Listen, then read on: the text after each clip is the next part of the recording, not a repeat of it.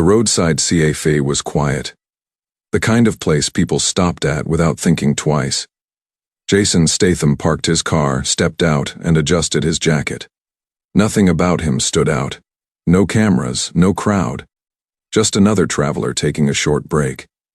Inside, the air was calm. A few customers sat quietly, sipping coffee, scrolling their phones.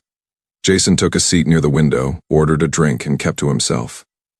He looked relaxed, but alert. His eyes noticed everything. Then the sound arrived first, engines, loud, deep. Growing closer. Heads turned as several motorcycles pulled into the parking lot, one after another. A group of bikers dismounted, laughing loudly, taking up space without caring who noticed. Their presence instantly changed the mood. The cafe that once felt peaceful now felt tight. Uncomfortable. One of the bikers glanced through the window, then stared. Jason felt it before he saw it. The weight of attention. Their eyes met. The biker smirked. The group entered the cafe, voices filling the room. Chairs scraped. Laughter echoed too loudly. They noticed Jason sitting alone, quiet, unbothered. To them, that silence looked like weakness. They chose the table closest to him. "Real quiet guy, huh?" one biker said, not even trying to lower his voice. Jason didn't respond. He took a slow sip of his drink. That seemed to irritate them. Another biker leaned back in his chair, staring openly now. "You always sit like that? Or you nervous?" Still nothing. The room went silent in a strange way, not peaceful, tense. Even the server paused, watching from behind the counter. Something felt off. The bikers expected fear. What they got instead was calm. Jason finally looked up, his expression neutral, unreadable. No anger. No fear. Just control. One biker stood up, taking a step closer. "You got a problem, friend." Jason met his eyes. Not challenging, not defensive. Just steady. "No," he said quietly. "I don't." The answer didn't ease the tension, it sharpened it. Because something about the way he said it made everyone in the room wonder the same thing. Why wasn't he afraid? And that's when people started to realize this wasn't going to end the way anyone expected. What they didn't know was who Jason Statham really was, or what he was trained to do. The biker who had stood up stayed where he was, blocking part of Jason's view of the cafe door. He didn't touch him. He didn't need to. His presence alone was meant to intimidate. "You sure?" the biker said, forcing a laugh. "Because you look real comfortable for someone sitting all alone." Jason placed his cup down slowly. The sound felt louder than it should have. Every movement he made seemed deliberate. Measured. He looked up again, calm as ever. "I'm just having a drink," he replied. His voice was steady, quiet, almost casual. "No trouble." The biker glanced back at his friends, expecting laughs. He got something else instead. Confused looks. Jason wasn't reacting the way people usually did. Most people avoided eye contact. Most people shrank. Jason didn't. The bikers leaned closer together, whispering, watching him from the corners of their eyes. One of them shook his head. "Man thinks he's special," he muttered, loud enough for the room to hear. A woman near the counter shifted uncomfortably. A man by the window slowly raised his phone. Not obviously, just enough to record. The tension had become visible. You could feel it in the air, thick and heavy. Jason noticed everything. He noticed the server gripping the edge of the counter. He noticed the exit behind the bikers. He noticed how the laughter around him sounded forced now. One biker tapped the table next to Jason's tap-tap. "You ignoring us on purpose?" he asked. Jason turned his head slightly. "I'm choosing not to escalate," he said. That word, escalate, hung in the air. The biker frowned. "You threatening us?" Jason shook his head once. "Number, I'm doing the opposite." That's when the room went quiet, not silent, but alert. The bikers exchanged glances. Something about Jason's posture didn't match his situation. His shoulders were relaxed. His breathing was slow. His hands rested openly on the table, not clenched, not shaking. This wasn't fear. This was control. One biker laughed again, louder this time, trying to reclaim the moment. "Hear that, boys? He's a philosopher." But even as he laughed, he took a step back. Another biker leaned forward, squinting at Jason. "What do you do, huh?" he asked. "You don't look scared. You don't look stupid either." Jason paused, just long enough to make everyone lean in. "I train," he said simply. That answer landed harder than expected. "Train what?" someone asked. Jason didn't respond. People held their breath without realizing it. The bikers waited for more, but Jason gave them nothing. A man near the door whispered to someone beside him, "Something's off about this guy." The biker who started it all clenched his jaw. His confidence was cracking, just slightly. He hadn't planned for this. He had expected fear, or anger, not patience. Jason stood up slowly, pushing his chair back with calm precision. No sudden movements, no aggression.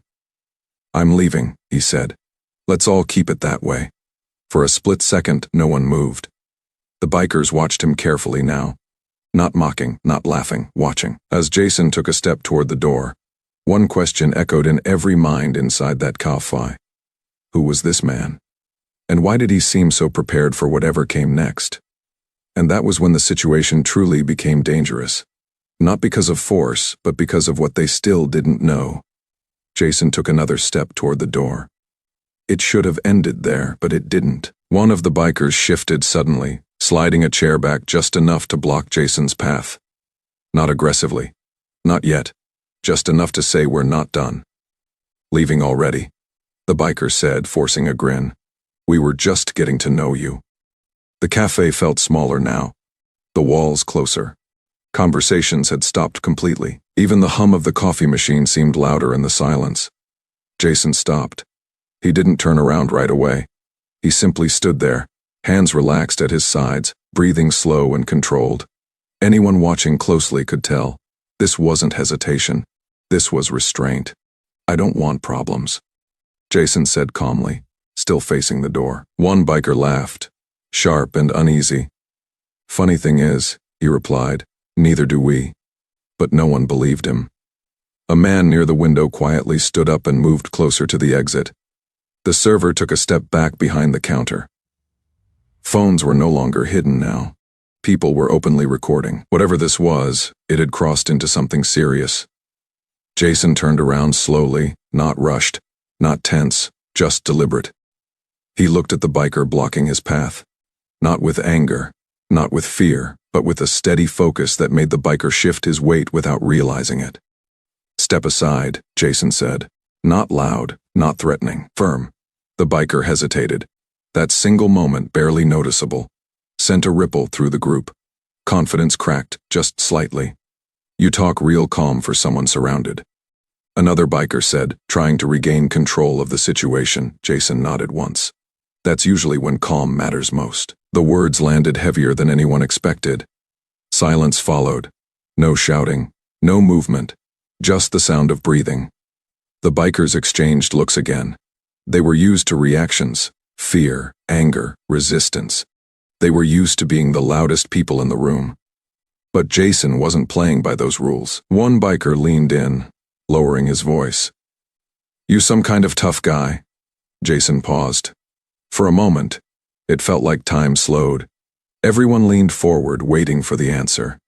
This was the moment where most people bragged, or backed down. Jason did neither. "No," he said. "I'm someone who knows when things can go wrong." That answer unsettled them more than any threat could have. A woman near the counter whispered, "Why does he look so ready?" Jason noticed the way the bikers stood now. Their posture had changed. They were still blocking him, but not advancing. Watching his hands. Watching his stance. They felt it. Something was different. The biker in front cleared his throat. "You saying you're better than us?" Jason shook his head slowly. "I'm saying we don't need to test that." That did it. The room froze. Not because of what he said, but because of how sure he sounded. Jason wasn't daring them. He wasn't provoking. He was offering an exit. A quiet one. A dignified one. The bikers knew it. One of them scoffed, trying to laugh it off. "Man talks like a monk." Jason met his eyes. "Discipline teaches you that." Another pause. Longer this time. A man near the door muttered, "This guy's trained. I can tell. The bikers heard it. The leader's jaw tightened. He didn't like the way the energy had shifted. He didn't like that the crowd was no longer afraid of them. You don't look special, the biker said finally. Just another guy. Jason took one slow step forward, not into them, past them. Close enough to make his presence felt, but not threatening. Let me leave, he said quietly. And this ends well for everyone. No one moved. Seconds passed. The biker blocking the way looked around. The room was watching him now. Not Jason. That realization unsettled him. Finally, reluctantly, the biker shifted to the side. Just enough. Jason didn't rush. He didn't celebrate. He simply walked forward, passing between them, with calm confidence. As he reached the door, a voice from the back of the cafe whispered, soft, almost shocked, "Wait, that's Jason Statham." Jason paused, not because he wanted to, but because now everything was about to change. And the bikers still had no idea what that name truly meant.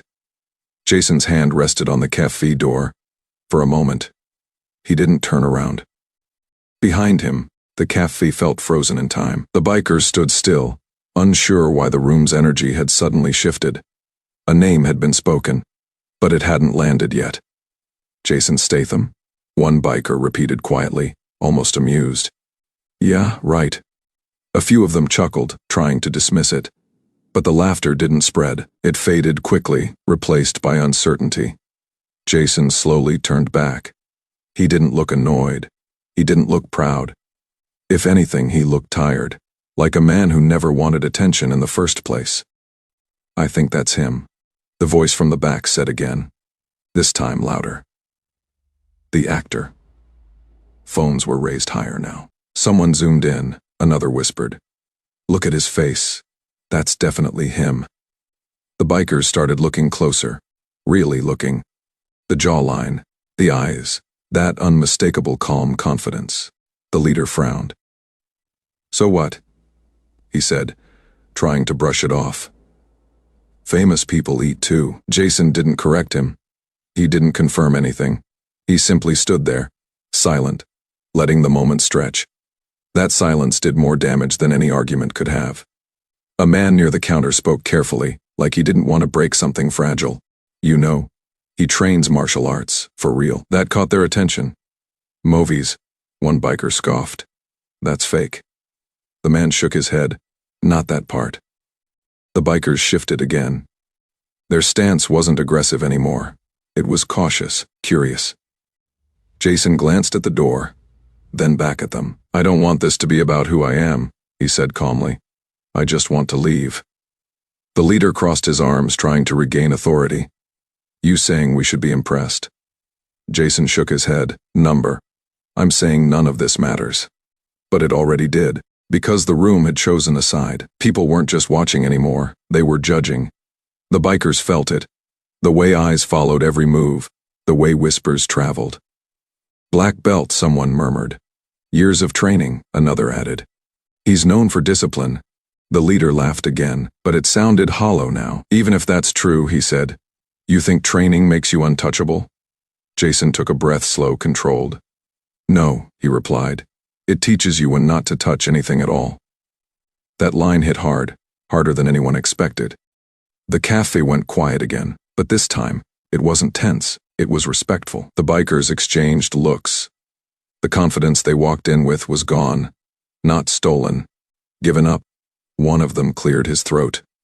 So, you're saying you could have handled this differently? Jason met his eyes. I'm saying I chose not to.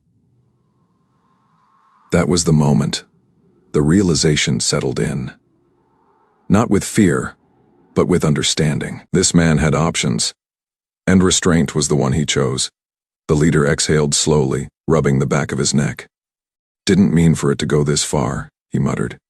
Jason nodded. Neither did I. A pause. Then Jason reached for the door again. This time, no one blocked him. Not a single step. As he opened it, the sound of motorcycles outside drifted in, no longer intimidating, just background noise.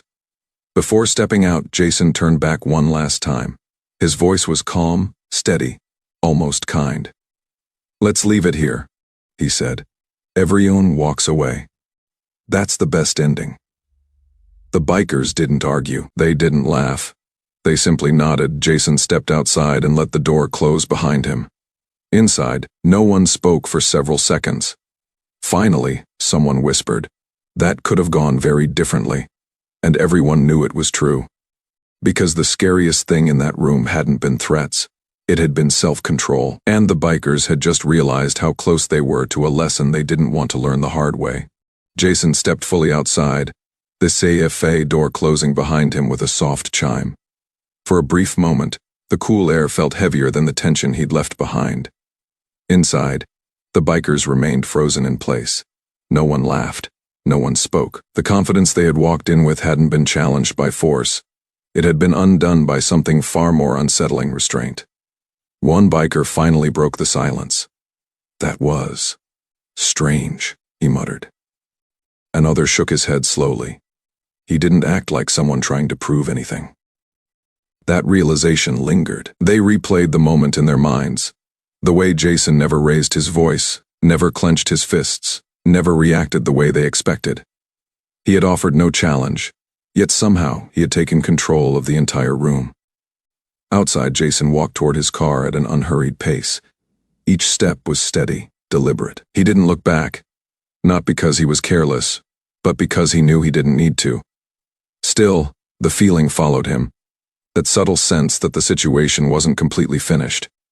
Inside the cafe, the leader exhaled deeply and glanced at the door. "We should go," he said, quieter than before. No one argued. As the bikers stood to leave, a man near the window watched them carefully. He thought about what he had just witnessed. Not intimidation, not dominance, but something rarer. Control without ego. And it raised a silent question in his mind, one that many people watching would ask themselves too. How many situations in life change? Not because someone is stronger, but because someone refuses to react. The bikers stepped outside. They saw Jason standing near his car, adjusting his jacket. He looked like any other person now. No tension, no spotlight. Just a man ready to leave. One of the bikers hesitated. "Hey," he called out, not aggressive, not mocking, just uncertain. Jason turned slowly. "Yes?" he asked. The biker swallowed. "Back there, we didn't mean for it to turn into something." Jason studied him for a moment, not suspicious, not judgmental. "I know," he said. "That's how most things start." The biker nodded, embarrassed. "You didn't have to stay that calm." Jason gave a faint smile. "I did, for myself." That answer landed quietly, but deeply. The leader stepped forward, keeping his distance. "People like us," he said, choosing his words carefully. "We're used to reactions. When we don't get them, things feel off." Jason nodded again. "That's usually when it's time to stop." Silence followed. Not awkward. Reflective. One biker looked away, staring at the ground. Another adjusted his helmet, suddenly uncomfortable with the image he'd carried just minutes earlier. Finally, the leader extended a hand, not too close, not demanding. "Safe travels," he said. Jason looked at the hand for a brief moment, then shook it. Firm, respectful. No dominance. "Same to you," Jason replied. That was it. No speeches, no lectures, no victory pose. The bikers mounted their motorcycles, engines starting one by one. This time, the sound wasn't intimidating, it was ordinary human. As they rode off, one of them glanced back. Jason was already getting into his car. The moment was over. Inside the cafe, people slowly returned to their seats. Conversations restarted, but softer, now, more thoughtful. Phones were lowered, the tension had dissolved, leaving behind something unexpected. Perspective, the server finally exhaled. "That man," she whispered, "handled that better than anyone I've ever seen." A customer nodded. "He didn't win by overpowering them." "No," another said quietly. "He won by not needing to." Outside, Jason drove away without drama, without attention. But the lesson stayed behind, because what had happened in that cafe wasn't about bikers or fame or even martial arts. It was about a truth most people learn too late. The strongest person in the room is often the one who chooses peace when chaos is available. And the bikers, they would remember that encounter for a long time, not because they were threatened, but because they were shown something they hadn't expected to see, a power that never asked for permission to exist. And the story wasn't over yet, because the world had a way of finding out moments like this. By the next morning, the Keiseki was quiet again. Tables were wiped clean, chairs neatly arranged.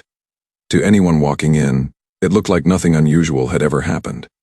But what no one could see was how far that moment had already traveled.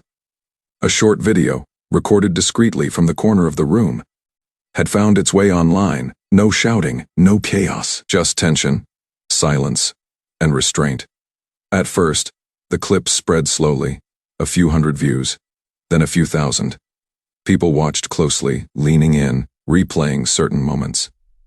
Not because something dramatic happened, but because something didn't. The comments began to fill. Why is that guy so calm? Those bikers didn't know who they were dealing with. This is how real strength looks. Then someone wrote a single sentence that changed everything. That's Jason Statham. He has a black belt in karate. The video exploded. Millions of views followed within hours. People weren't sharing it because of fear. They were sharing it because of respect, because they saw something rare. A situation that could have gone wrong, handled with discipline and dignity. News pages picked it up, not as a scandal. As a lesson, headlines didn't scream. They reflected. Jason Statham praised for calm response in tense public encounter. A masterclass in self-control. Jason, meanwhile, was already gone. Back to his routine, back to training, back to life. He didn't post about it. He didn't explain himself. He didn't defend or attack anyone. That silence spoke louder than any statement could have. Inside the biker group, the mood was different now. They had seen the video too. One of them watched it late at night, volume low, replaying the moment. Jason turned toward the door. He noticed details he hadn't seen before. The relaxed shoulders, the steady breathing, the way Jason never once looked unsure. He could have embarrassed us. One biker said quietly the next day. He didn't. Another nodded. He chose not to. That realization stayed with them, because it wasn't about being famous. It wasn't even about martial arts. It was about choice. Jason finally broke his silence days later, not with an interview, but with a single sentence shared through a representative. I'm glad everyone walked away safely. That matters more than anything. No blame, no ego, no celebration. The internet reacted instantly. That's class, that's discipline. That's the kind of strength we don't see enough. Parents shared the video with their kids. Coaches referenced it. Teachers discussed it, not as entertainment, but as an example. An example of what happens when power doesn't feel the need to prove itself. One comment stood out among thousands. He didn't win by being stronger. He won by being wiser. And that was the truth. The cafe owner later said business increased. Not because of curiosity, but because people wanted to stand in the place where something meaningful had happened. Not violence, not fame. Perspective. Jason never returned there. He didn't need to. The moment had already done its work. Because the real impact wasn't what happened that day. It was what didn't happen. No one was hurt. No one was humiliated. No moment crossed a line that couldn't be undone. Instead, a quiet lesson traveled farther than force ever could. That discipline is louder than aggression. That restraint is stronger than reaction. That real power is knowing you don't need to use it. And somewhere, someone watching that video made a different choice in their own life. Paused instead of reacting, breathed instead of shouting, walked away instead of escalating. That's how influence works. Not with noise, but with example. And that was why this story mattered. Not because Jason Statham was involved. Weeks passed. The Say Cafe returned to its normal rhythm. Cups clinked. Conversations flowed. New faces came and went, unaware of the quiet moment that had once shifted everything inside those walls. But for the people who were there that day, something lingered. It wasn't fear. It wasn't excitement. The server often thought about Jason Statham whenever tension rose between customers. She remembered how calm could change a room faster than shouting ever could. The man by the window, who had filmed the encounter, found himself pausing more often in difficult moments, choosing words more carefully. Even the bikers carried the memory with them, not as embarrassment. As perspective, one of them admitted later. That guy didn't make us feel small. He made us feel seen, and then gave us a way out. That was the difference. Jason never returned to the cafe. He didn't need to. His presence had already done what it was meant to do. He went back to his life, training, working, living quietly just as he had before. But the story didn't fade. It continued traveling, shared in conversations, classrooms, and comment sections around the world. People didn't argue over who was right or wrong. They focused on what mattered: restraint, respect, choice. In a world that often celebrates who can shout the loudest or dominate the fastest, this moment stood out because it went the other way. No one won in the traditional sense. Yet everyone walked away better.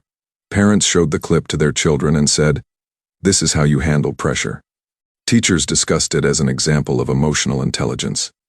Coaches used it to explain discipline beyond physical strength. And somewhere, someone facing a tense situation remembered that calm man at the cafe and chose a different path.